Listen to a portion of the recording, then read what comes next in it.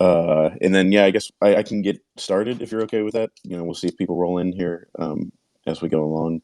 Uh, but I'll mention to start our sponsor, the Bitbox O2 hardware wallet.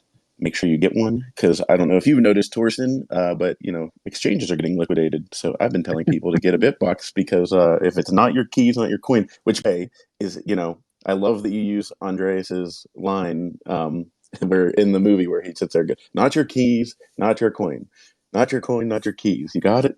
Kept going over and over. So get yourself a Bitbox O2 hardware wallet. Use the promo code Bitcoin Made Simple to get 5% off at shiftcrypto.ch/Bitcoin Made Simple.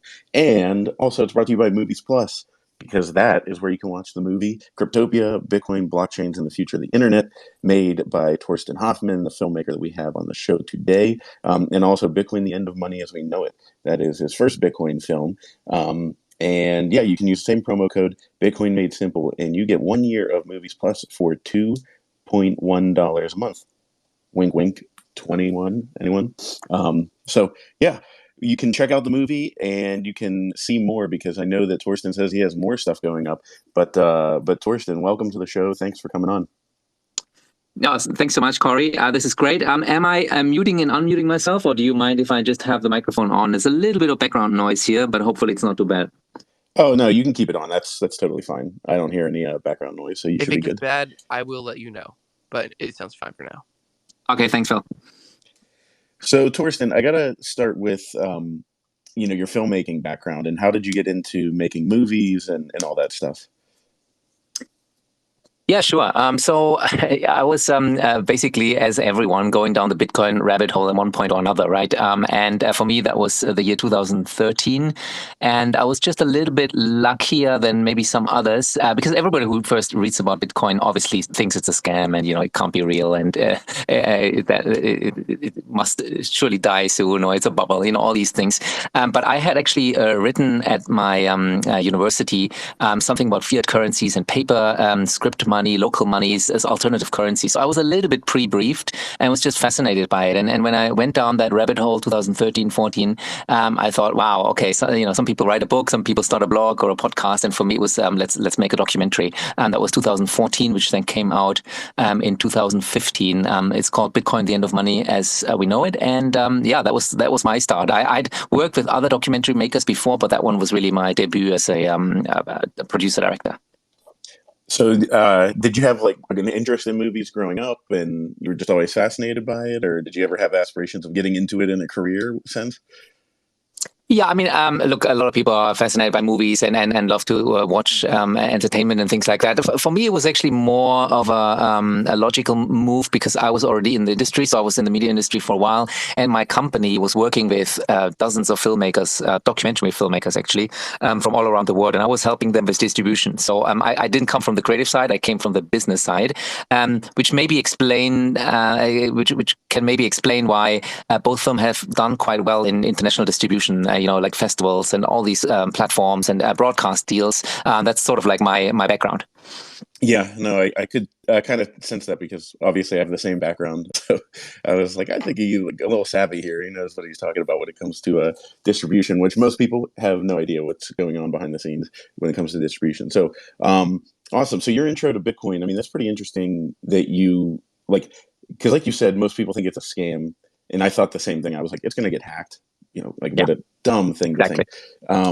But it's interesting that that you had the background in studying currencies, because I think there's a common thread that if you understand that the currencies are a scam, you pretty much get Bitcoin right away.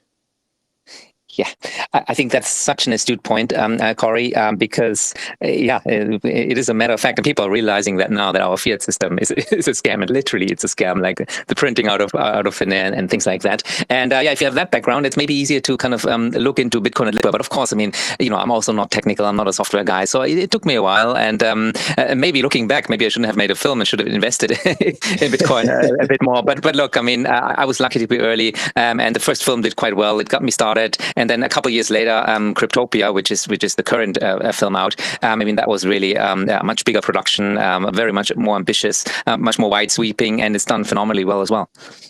Yeah, talk about that a little bit of like what the challenges are of an indie filmmaker, whenever, maybe comparing the production of the Bitcoin End of Money as we know it in Cryptopia, because like they are on different scales. So the production life had to have been a little bit different. Yeah, I mean, the first one, so Bitcoin, the End of Money, and when people watch it, I mean, this is really, it's sort of like you can, a student trying to explain Bitcoin in different chapters and then the history of money and things like that. And we used a lot of third-party footage, that you acquire from footage data banks to, make the story visually interesting. So it's sort of like an amateur first-time attempt at filmmaking, but again, it has done very, very well. And people were interested in the topic of Bitcoin in the summer of 2015-16. So it went well. And in Cryptopia, I think you would agree, is like a properly produced, not big budget, but medium budget documentary. I went to produced on 4 continents, I believe. We had a good 3D animation budget, and it's I think very much much better told, as a storyteller as well. Yeah, no, I mean, I'm not saying that the other one isn't told well, but I totally agree. I mean, you can see the maturation in your filmmaking skills and everything like that, and it's quite natural and looks it looks great. And the 3D animation is great. I mean, that's my nerdy film side, like of things that I really enjoy. But what was the goal of each movie, and how did they differ? Yeah, I mean, the first one really satisfied my own curiosity to learn about money, what money is, and what Bitcoin may or may not, add to that. And I had the ambitious title of The End of Money as we know it. And Cryptopia is really, look, 5 years later, what has happened to the industry? It's now 100 times larger. There's many more things other than Bitcoin. I'm still a hardcore believer in Bitcoin. And maybe during these days, these weeks, people become a bit more maximalist. But I mean, no doubt about it, there's a lot of innovation happening outside of Bitcoin and interesting people and stories and scams to cover. So it was more like, okay, let's see what else is going on in the industry. Let's tell the story of the entire ecosystem. Yeah, and so one of those scams is Roger Ver, and I gotta say, it's just like I like your presentation of Roger in the movie. You give him a fair shake, but I like the visual, like when he's walking away, like it was just like I don't know if this was your aim, but it like the view of him walking away, I like felt like it was just him slipping into obscurity and like kind of like realizing that like everything like he did was like falling apart. Was that done by design? Yeah, I wouldn't say so. I mean, obviously, there's a little bit of hints throughout the whole film when I talk to people. Same with Craig Wright. I mean, even stronger. But still, I mean, at the end of the day, I am not a financial advisor. I am not looking at the code, right, or like making strong statements like that. And with Bitcoin Cash, in 2018, I believe it was, people like to forget the scaling war. It wasn't really. It wasn't clear that small blocks is the way to go. And looking back, yes, it was clearly the way to go, and the market has decided. I always said in all these interviews, the market will ultimately decide. And 99% of the market cap is BTC, and less than 1% is Bitcoin Cash. But at that time, it was a debate, and I disagree with the characterization of some maximalists who say, look, it was a scam. I think it was a worthwhile try, which clearly didn't work out, and you can just look at the price. Yeah, I mean, I think Roger, we can thank him for what he did to help launch Bitcoin. And from my view, I think he just got so hung up in the payments narrative, Mm. because I mean, now you have things like the Lightning Network that can accomplish everything that they were complaining about. So it's funny to me that people, no matter how innovative they are at the beginning, like I think the trick of Bitcoin or the biggest challenge is to see if you can be there at the end, because like at some point everybody's all in on Bitcoin, and then like can you hang in and not get distracted? So what do you think? I mean, since you got to interview Roger and spend a decent amount of time with him, I mean, what are his feelings at the time you made this? It was 2018, so or was that 2018 when you interviewed him? Probably, yeah. I've seen him a couple times throughout the years, but so including 2014, and then 2017, 18, maybe 19. Yeah, I don't know. Okay, so I mean, is he, you know, resign? Like, is he still just stuck on the Bitcoin Cash, or is he resigning to the fact that maybe it's failed? Do you think, or what do you think? Vibe you got from him? I mean, is there anger towards the Bitcoiners, or is he just kind of like throwing up his hands at this point and saying it is what it is? Yeah, look, I mean, that's been 3 years, right? And those 3 years have really shaped the narratives. Time is the ultimate decider. What is the Nassim quote? There's some sort of like time will tell whether something is fragile or anti-fragile, right? And look, at the time, I think your characterization earlier was 100% spot on. He got hung up on that one narrative, the payment narrative, and that was his thing, and he just believed that hard fork is the right way to go. And then obviously he went into the next war, the next split with those guys from BSV. It was a total disaster. I mean, it was basically a high stakes poker game that ultimately was lost. But I don't know what he's doing now. I think he disappeared from social media for a year or even longer. I'm not quite sure what's he up to now. Yeah, I mean, can't blame him for disappearing from social media because I think we kind of should all do that, and I say that with full irony, recording this on Twitter Spaces. Okay, one of the things that you explored in the second movie, which is it fair to call it a sequel? Would you say, or are they two distinct separate movies? Yeah, I think they're two distinct movies, but I always like to point out, look, 5 years earlier, we already covered Bitcoin. Look, we were early, and look what has happened since then. But there's two standalone movies because they're so different, right? So Room 77 in Berlin, which first of all, by the way, I've been to Berlin because of being a filmmaker. So like I've been to the film festival and the market and everything. Yeah. And that was unfortunately before I was a Bitcoiner, like a hardcore Bitcoiner. So I never got to go to Room 77. But next time I'm in Berlin, I'll be going there. Do they still accept Bitcoin? And what was it like there? Yeah, so unfortunately, it has closed down. A couple of years ago, I read the news that the owner has finally shut down the business. I don't know what the exact reasons were. I guess COVID, or maybe it was slightly before COVID. So unfortunately, you missed that. But it's a legendary place, and we have this quote in the film from another Berlin-based entrepreneur who basically said, "Well, somebody wanted to buy beer and burgers with Bitcoin, and that's why he developed the first mobile wallet, and that must have been, I don't know, 2011 probably." So it wasn't the first ever Bitcoin transaction, which was the famous pizza, and I think there's the alpaca socks after that, but it would have been very, very early, and definitely the first mobile transaction, mobile wallet. So it just shows you how. The future of technology is not designed by within boardrooms or some, like, I don't know, developer calls.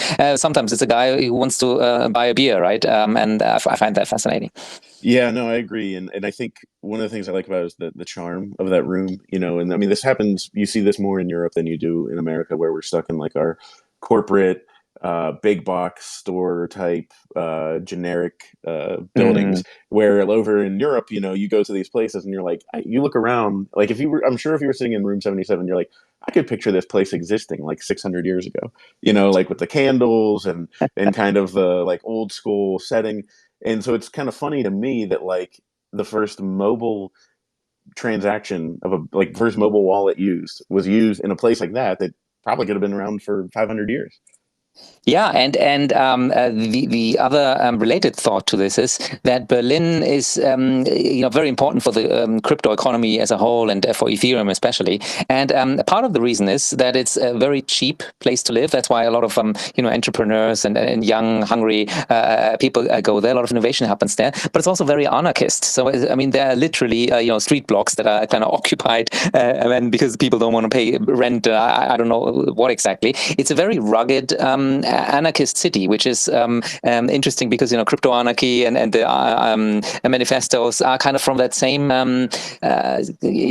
philosophy in a way, right?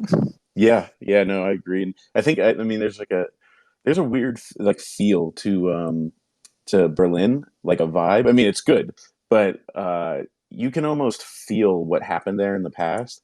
And like I stayed there one time. The hotel that we stayed in was literally part of the Berlin Wall. Like it was one of the buildings that like people would try to climb through to get to the other side. Um, and and it was just this like eerie feeling because like then you walk out and you're like, oh, I'm on the good side, and then you go like, I mean, you just walk across this little barrier and you're like, you could just, I don't know, you could feel it, and obviously too, like the fact that you can see the difference from space. It's kind of interesting with technology. What they use different type of light bulbs on the eastern side versus the western, Yeah, and the Sorry to interrupt you there, but I think it is a very good point, because a lot of Zoomers don't realize that for I don't know, 50 years or something like that, the world was divided into East and West, and that Berlin Wall was literally the dividing line. And again, something that oftentimes we forget. I'm being German, you're American, people around the world have different experiences with money, and that Argentinian story is another one, right?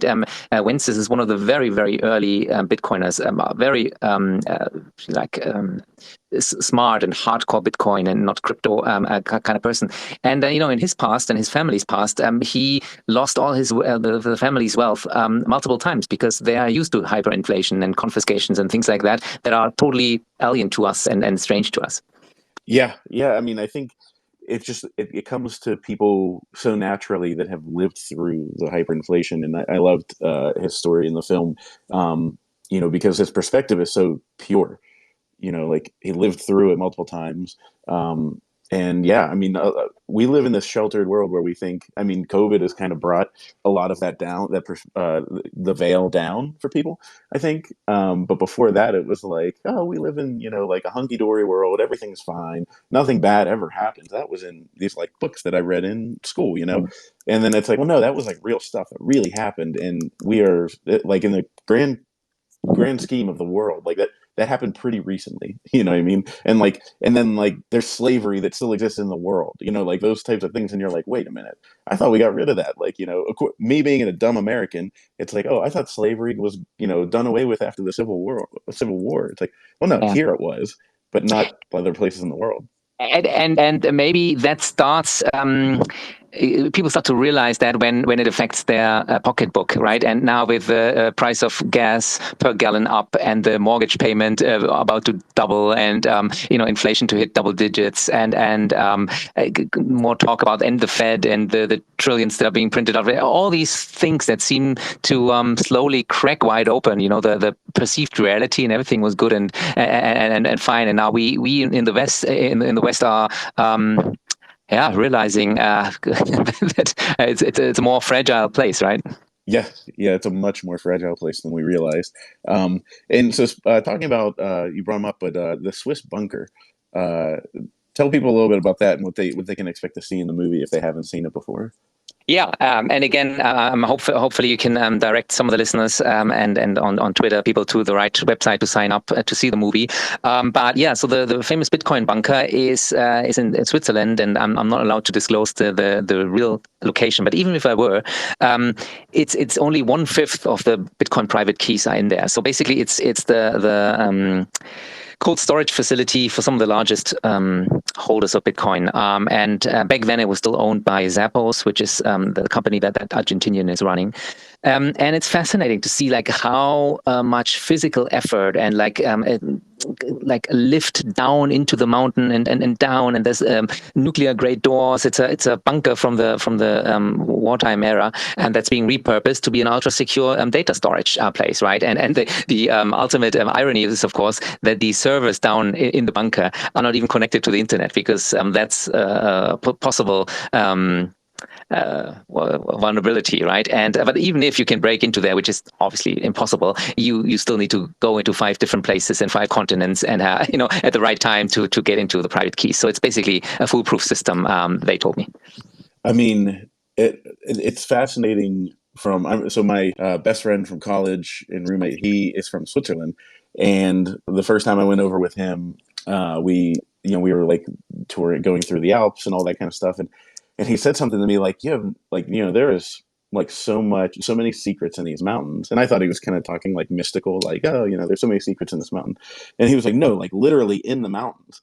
And I was like, what do you mean? And then he like pointed, and you could see this like gated like entrance to the mountain in the side. And I was like, what? And so I was fascinated by that part of the movie. I mean, what was it like on the inside? Did you feel like you were like in an airtight space that like you could be like, it looked like a Bond film almost?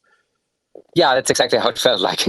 Exactly. Look, I mean, the people were friendly, and I mean, the security professionals obviously, very strict with us and searching through all our stuff. No, that was fine. But the other story about the Alps is back to the Cold War era. to prevent a marching army to run into over your country quickly, there were literally nuclear bombs positioned inside the highways that are the bridges connecting one tunnel to the next, and then there's a bridge, and to make sure there's no army coming through, you can blow up these these bridges. So yeah, I think that's maybe what he was referring to, your friend. Yeah, I mean it is such a key piece, and what a great defense from any storming army. I mean, you don't get much better than the Alps. But so do you think so they don't hold they don't have customers anymore? Did they close down, or are they still active? So the way I understand it is that Coinbase acquired their institutional storage or cold storage facility and business. And Zappo, I think, is concentrating on end consumers, especially in emerging markets. I know they're very strong in South America, and I think Turkey is what he mentioned to me. So these places that already are into much higher inflation numbers are the ones where the Bitcoin adoption is the highest, and that's why I think what he's focusing on. Okay, yeah. Unfortunately, he sold it to Coinbase, so that's maybe why they're able to rehypothecate things so much, because they have it in such deep security that nobody can ever find out. And you said there's 1/5 of the private keys are in the mountains. Yeah, so there's 5 of these facilities on 5 continents, and it's 1/5 of each private key is in one. I don't know what the system is, 3 or 5 or 4 or 5, the multi-sig logic. And again, they're not connected to the internet, so they have figured out a way how to put those data on those keys in and out manually, right? So if you request, that was back then, if you request your Bitcoin in cold storage, it might take a day or 2 because it's a very manual and highly secure process. It's a great way to make you we tell people to we have the Bitbox as our sponsor, so we tell people to get their keys off there. And I always say it's a good way to stop you from panic selling your Bitcoin.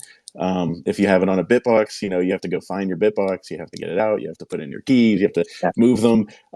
But what better way to save yourself from panic selling than having them in the Swiss Alps, where there's 2 days worth of entropy between when you can request them and when you can get them. This is such a good point for beginners, especially because throughout the years I've heard this many times that I found an old wallet, or I wished I had kept my keys, or I don't know, I lost all my coins on some exchange. And I think it's so easy. Like, a lot of these mobile apps and exchanges, they almost are designed to make you trade, and I mean, trading is a difficult game. I would be terrible at it, and most people lose most of their coins with trading, trying to time the market. This is the bottom. That's not the way. The way is really to keep it, to hodl it, or to dollar cost average it. And I'm pretty sure you agree with me on that one. Oh yeah, definitely. I mean, I don't ever recommend people trading, because that's a quick way to lose. I mean, like 99% of the people, even more than 99%, I'm positive, cannot successfully trade. So it would be a wise decision to not trade. But yeah, I mean, any kind of cold storage, and it had to have been pretty cold storage down there. I mean, the temperature had to be pretty low, right? Yes, for sure. Another thing I wanted to bring up was your segment on the mainstream media, which, first of all, I thought, just to give you some accolades, I thought you presented it really well, of how the mainstream media, you showed like 8 different people talking at the same time about the, Bitcoin, and being completely confused by it and everything, and kind of confusing the viewer. So, what did you want to accomplish with that? And what do you see as the problems with the mainstream media and how they cover Bitcoin? Yeah, I think that's maybe another good learning for beginners. When you look at CNBC or any of these news outlets, or even crypto news newsletters or whatever, I mean, a lot of times what's happening is journalists trying to explain or trying to find a reason why this market move happened or this market move happened, right? Because that's how it is. First, the price moves, and then a narrative shapes around it. If you could really know, okay, tomorrow will happen, and Bitcoin will go up or down $1,000, you would be a billionaire. You could use that knowledge, but that's not how it works. And so basically, a lot of that financial journalism is really dumb content. There's no point in even looking at that. And I think in my film I have those 6 or 8 different people saying, Bitcoin is the greatest thing or the worst thing, and it went up because of this or that. It's like you have to zoom out. You have to have a different time preference. And again, hodlers are ultimately the winners, and the ones that don't get nervous in times like these. Just this week and last week. Yeah, definitely. And Phil, I think you have a question. Yeah, just a comment in a way. I just think it's aggravating because a lot of journalists try to be very objective in their reporting, and understandably so, but to the point to where they won't own Bitcoin itself. And I feel like, again, if you want to understand Bitcoin, the best and only way is to actually understand what you own. And you can still approach it objectively, I mean, I guess it kind of throws a wrench in there because if you look at it as an investment, you want it to keep going up. But like, again, the best way to understand why it's going down is to, I guess, somewhat have that bias in owning it. So did you kind of realize that aspect of this while you were making these docs at all? And what are your thoughts on that? Yeah, no, this is a very good question. A very good question, actually. In a way, Cryptopia is structured around these narratives, right? So the narrative of, I don't know, digital gold, or the narrative of be your own bank, or a smart contract platform, and all these, dozens and dozens of different narratives. And some of them make sense. Some of them are just marketing lingo for, a new crypto network or something. Some of them die. I mean, stock to flow, that whole thing was highly attractive to me. I loved it, but I mean, the model was wrong, right? So maybe there will be a rebrand later. But I think it's just also like good for us to kind of take a step back and think, okay, why did I actually buy? What did I believe back then? And cross off a few of the list, because the same thing happens over and over. So with Ethereum is another one. Like in my film Cryptopia, I was talking about Ethereum, and that Ethereum has some trouble at the time, right? And then I'm showing 5 or 6 logos saying, okay, these are the current Ethereum challengers who claim to build a better, faster, whatever. And those 5 logos, you don't hear about these networks or these coins anymore. Now there's 5 different challenges, right? And then in 6 months' time, there's another 5, and everybody wants to build a more efficient Bitcoin or more, I don't know, bigger blocks or whatever. And all that doesn't really matter. And it's good to double check your logic, I believe. Yeah, it's good to, I mean, kind of revisit and make sure that you're, as I say, people say it all the time, the thesis hasn't changed. And it's kind of good to, like, I think it hardens you into more of a Bitcoin maxi. And, with all the things blowing up around us, it's like, hey, maybe it was, maybe people weren't being toxic. Maybe they were just actually trying to help you and make you avoid scams. So, it is interesting. I mean, what do you think is ultimately going to happen to Ethereum? Because I think Vitalik just recently said something like he always sees it as being an alternative, which is, I'm like, oh, okay, like what about the flipping? I thought you guys would flip Bitcoin. And yeah, that is funny. I noticed that too. And didn't he come back closer into the Bitcoin camp with some of his recent comments as well? Look, but I mean, he has. I don't know. Let's not get started with Vitalik. But to be honest, I'm relatively bullish on Ethereum, and I don't think it's a problem for Bitcoiners, or it's an Maximus should be upset about it. I mean, Bitcoin is its own thing. It's digital gold, and if we play our cards right in the inflation scenario, more and more people will understand. Fiat money is a scam, and Bitcoin is the way. Hopefully, that's what we hope, and that's what I'm betting on. And Ethereum's promises something completely different, right?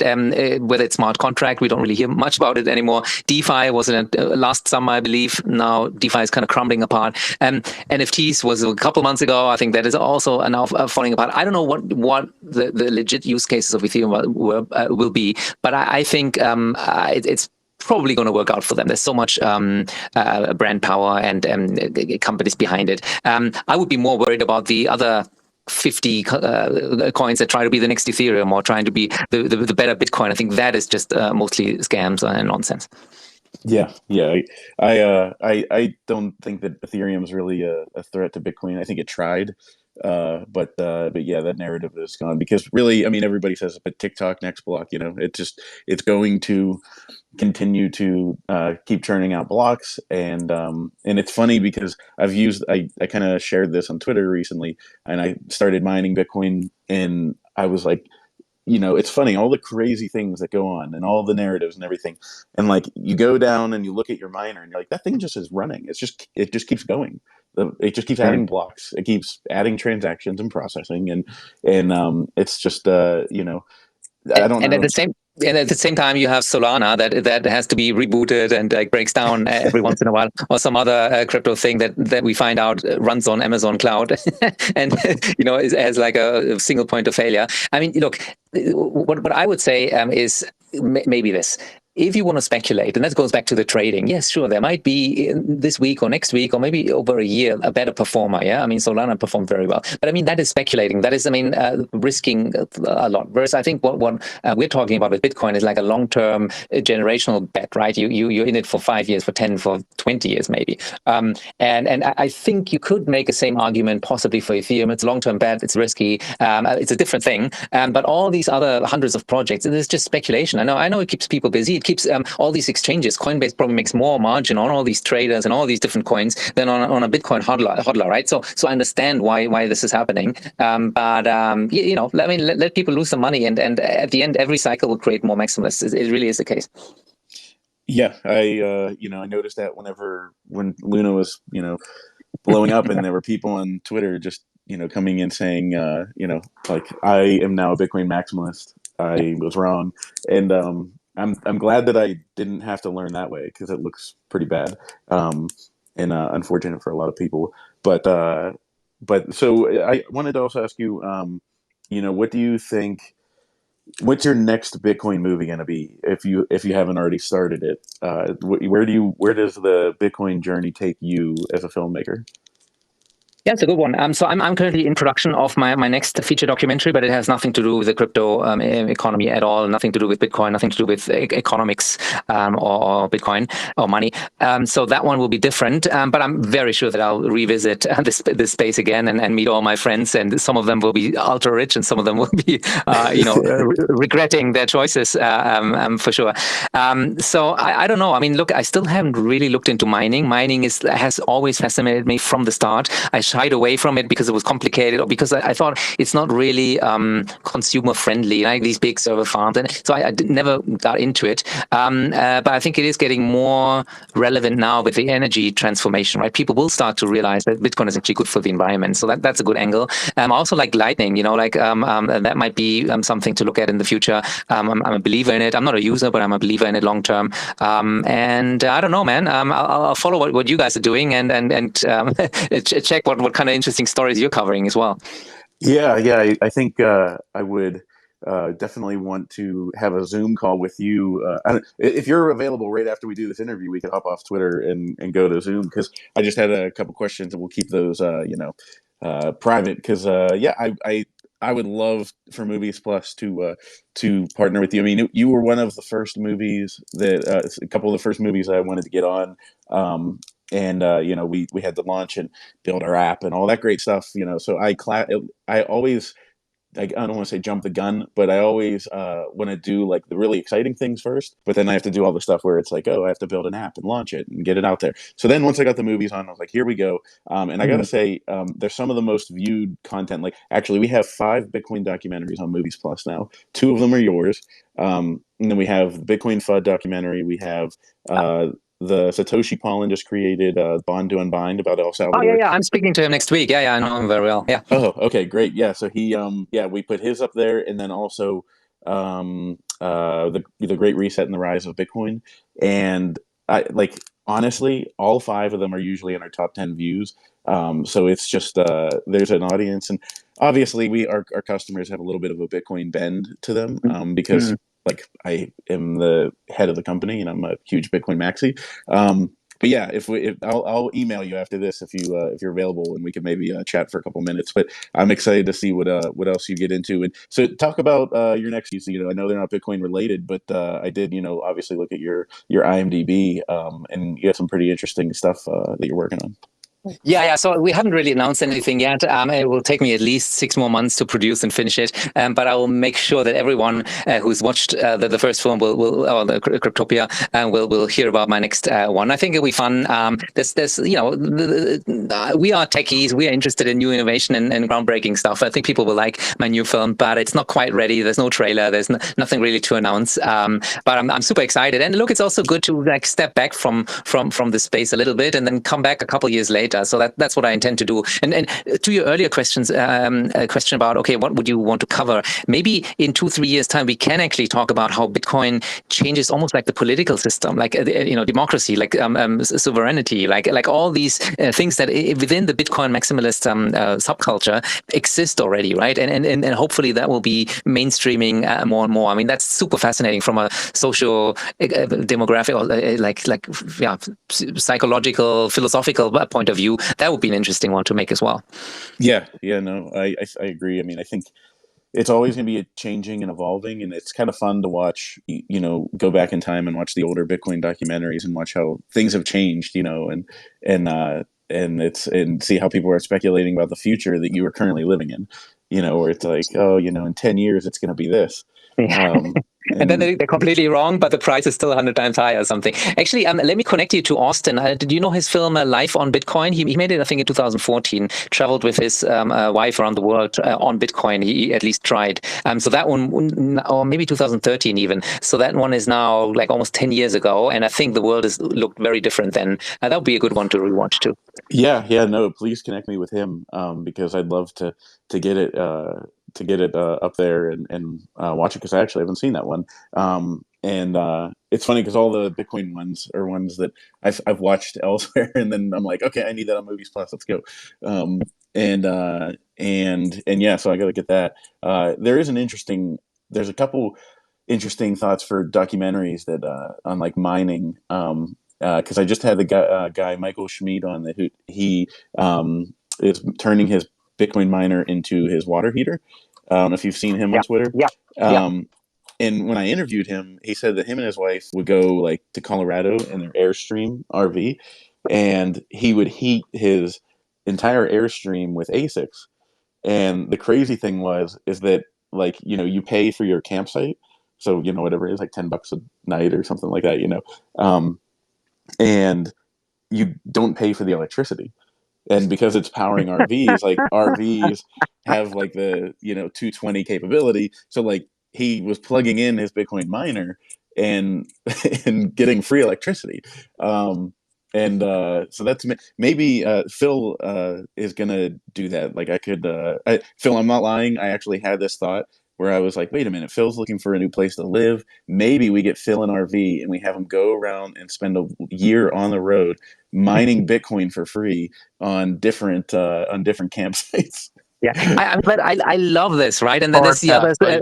who are using the mining rigs to heat their house or heat their pool or something. I mean, it's just such crazy thoughts. And soon enough, with all that solar thing coming online, it's also groundbreaking, I believe. Yeah, Sorry, I Phil. mean, Oh was no, that a I'm hard just pass, Phil? saying, yeah, that's gonna be a hard pass for me. Hopefully, I hear back from the realtor or landlord about a new place today. But no, that would definitely be a great little behind the scenes, like day in the life of somebody who's on the road in mining. This is the stuff that if I had gotten into Bitcoin, I mean, it's probably good that I didn't get into Bitcoin whenever it first came out, because 2009, it was right before I met my wife, and I, honest to God, would have been the person that I would have done that in 2010. Like, I would have gone around and used electricity off of, like, I was not a nomad. It was nothing for me to like just hop on a plane and go to like somewhere in the world by myself, and I enjoyed that. And so I probably would have got completely sucked down that rabbit hole and lost something much more valuable than Bitcoin, which would be the wife and kids that I have now. So but yes, part of me though, there's that like that natural urge to be like, wouldn't it be great to just hit the road and live off the land? And so I'm definitely gonna have to check out Life on Bitcoin. You have to connect me for sure. And yeah, the innovation part is, I think, interesting. And that's something I want to talk to you about whenever we do a Zoom. But I I plugged in my ASIC, and I immediately was, holy cow! I will no doubt be able to run my house completely on the heat in the winter. Like my furnace will not kick on. I promise. It just blows off so much heat. So yeah, I think there's many innovations that are coming into the space, and that's probably what one of the next focuses should be. I want to open the floor. I don't know if anybody, we only have a couple in the audience, but if anybody wants to ask questions to Torsten, now's the time to hit that mic button and request to come up. If you don't, then, give it 30 seconds here, see if anybody's coming up. But yeah, Phil, I was really hoping that we could get you in an RV and just send you around the world. And, a fulfilled life. That would have been a great title, Fulfilled Life. Spelled with a PH. Yeah. No, Yeah. I'm not. I'm more high maintenance than that. I cannot. I can do it. Torsten, I don't know if you know Phil, but he's got quite the hairdo, so I don't think it would. I don't think you'd be able to do that in the No, Bitcoin. my hair like Bitcoin is anti-fragile. It can withstand all the elements. Very good, very good. Well, gentlemen, this has been fun. Let's be in touch. Cory, I can't do today, but we're connected on email. And yeah, thanks again. I think we're very much aligned. I hope that many of your users and subscribers will like my work. And let's catch up when I have my next one out. Yes, absolutely. Everybody, check out Bitcoin, the End of Money as We Know It, and Cryptopia, Bitcoin blockchains and the future of the internet. I got to ask you real quick before we go. You can check those out on Movies Plus. Use promo code Bitcoin Made Simple, and you get a subscription to Movies Plus for a year at the price of $2.1 per month for Satoshi Nakamoto. So, were you afraid that you would get backlash for using the word Cryptopia? I mean, it's a great title. But the Bitcoiners, when they see the CRYPTO, they just kind of start to, like me, I start cringing. I'm like, no. I know, yeah. I know, and you know what's even worse? Do you know that exchange, the New Zealand-based exchange called Cryptopia? A lot of people lost all their coins there. It was sort of, I don't know whether it was a scam or a hack, and it was the same name, Cryptopia. And look, I mean, I've never understood like that word play. Is it crypto? Is it Bitcoin? If you're a Bitcoiner, then you're a Bitcoiner. That's fine. If you want to experiment with other coins or other networks or speculate on the market, that's fine. I'm not so hardcore about it. But you're probably right. I probably lost a couple of thousand of users had I changed a slightly different title.